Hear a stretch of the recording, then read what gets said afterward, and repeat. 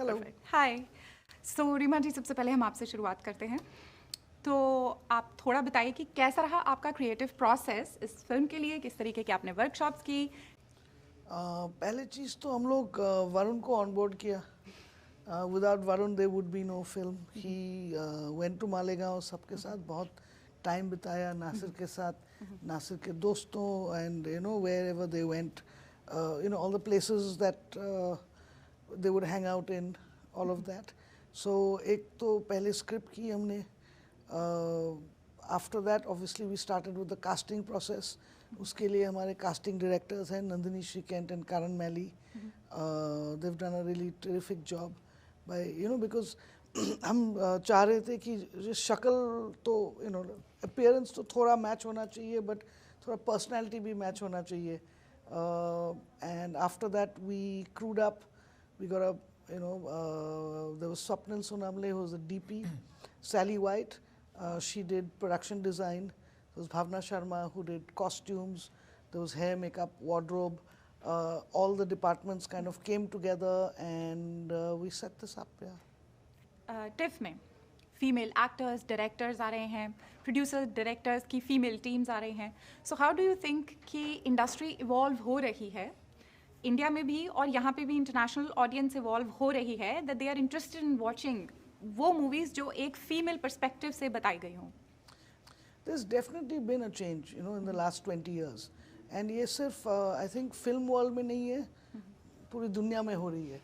You know, where more and more women are coming out into the workforce, and there's also, you know, certain countries have adopted legislation to help that, and I think there's a lot more awareness. Nasir जी, आपको ऐसे क्यों लगा कि ये जो team है आपकी कहानी को बहुत ही बढ़िया तरीके से पर्दे पे उतार सकती है? ये 10 साल पहले जोया जी से मुलाकात हुई थी दिल्ली में। तो उस वक्त वो जाहिर कर रहे थे, नासिर तुम मुझसे बॉम्बे आके मिल, मैं तेरी लाइफ के ऊपर फिल्म बनाना चाहता हूँ। तो बड़ी खुशी हुई थी मुझको। फिर मैं जाके मुलाकात किया। फिर जोया जी ने बोले अब तेरे पर शुरुआत करेंगे फ़िल्म की। तो कुछ बिज़ी होते गए, ज़रा ज़िंदगी न मिले दोबारा, और एक पोस्टपोन होते गया। अभी इस बात होते होते बीच में बात भी होती थी।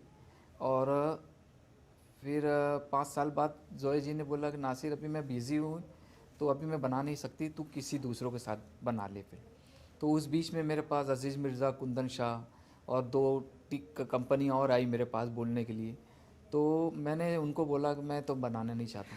फिर जोया जी को बोला अगर आप बनाएंगे मेरी लाइफ के ऊपर फिल्म तो मैं बनाऊंगा, नहीं तो मुझको किसी को राइट्स देना ही नहीं, क्योंकि मैं उनकी फ़िल्म मैं देख चुका था। तो उनका काम का मैं फ़ैन था शुरू से। तो मैं बोला आप ही बनाएंगे तो ठीक है। और वो जब बनाए तो वो तो पूरा मतलब पूरा इंसाफ हुआ फिल्म के साथ मेरा।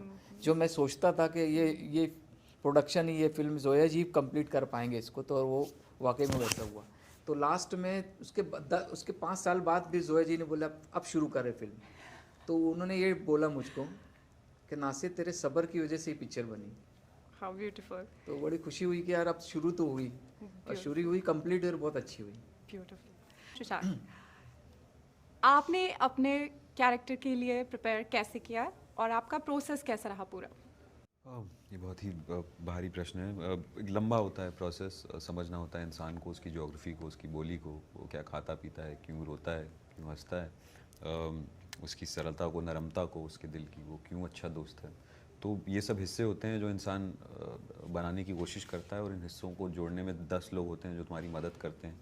तुम्हारा डायरेक्टर होता है, राइटर होता है जिसने तुम्हें एक फ्रेमवर्क दिया होता है, तुम्हारी हेयर टीम होती है जो तुम्हारे बालों पे काम करती है, कॉस्ट्यूम टीम होती है जो तुम्हें लगाती है उस किरदार की तरह। तो ये सब जो अंक होते हैं वो साथ में आते हैं और फिर एक इंसान बनता है। और फिर थैंक यू। वरुण जी, आपने जब स्टोरी लिखी, क्या आपके दिमाग में ऑलरेडी ये चीज़ें थी कि this is what I am going to cover in my story, और ये सारी चीज़ें मुझे लिखनी है और हर कैरेक्टर को इस तरीके से पोर्ट्रे करना है कि वो ये ना लगे कि कुछ छूट गया है? So how did you work on that?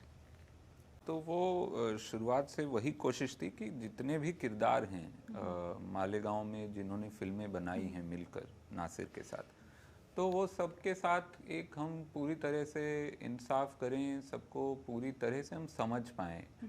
Film जब ख़त्म हो तो लोग सिर्फ ये ना देखें कि ये लोग फिल्म कैसे बनाते थे, ये भी देखें कि ये लोग जब फिल्म नहीं बनाते थे तो उस समय क्या कर रहे थे, इनकी इंटरनल लाइव्स किस तरह की थी, इनके आपस के रिश्ते किस तरह के थे, ये क्यों फिल्में बनाते थे और क्या बनाते थे, वो बहुत बार मतलब वो कवर भी हो चुका है और वो ठीक है, वो समझना थोड़ा सा आसान है लोगों को कि हाँ भाई पैशन है बनाया। लेकिन ये लोग कौन हैं और वो शहर क्या है और वो शहर ही क्यों इनके लिए ज़रूरी है वो फिल्म बनाने के लिए, जब इनको मौका मिलता है कि आप बाहर आके बनाएं तो क्यों नहीं बनाते हैं। तो दैट वाज द क्रक्स। और उसके लिए बड़ा ज़रूरी था कि हर किरदार को अच्छे से समझें और उसको फिर अच्छे से पेश करें। तो वो बिल्कुल मेरे लिए बहुत ही ज़रूरी था लिखते हुए, और वो हमेशा से that was the ambition and that was the aim, to create every character in enough depth for the actors to find something to work on, कि उनको भी पता हो कि मैं ऐसे ही नहीं हूँ। मतलब ये नहीं है कि सिर्फ नासिर की कहानी है और मैं हूँ साइड में, वैसा नहीं है। हर किरदार की अपनी एक कहानी है। वो फ़रोग हो, वो शफीक हो, वो साथ में तृप्ति हो या शबीना हो या मलिका हो, सबकी एक एक अपनी पूरी कहानी है फिल्म में, और वो हमारी कोशिश थी एंड आई होप वो सामने आए। कितना टाइम लगा आपको पूरी फिल्म लिखने में? देखिए, फिल्म लिखना जो होता है ना, वो जिस दिन शुरू होता है उससे लेकर जिस दिन फिल्म का फाइनल एडिट लॉक हो जाता है तब तक चलता रहता है। तो उस तरह से देखें तो 3 साल।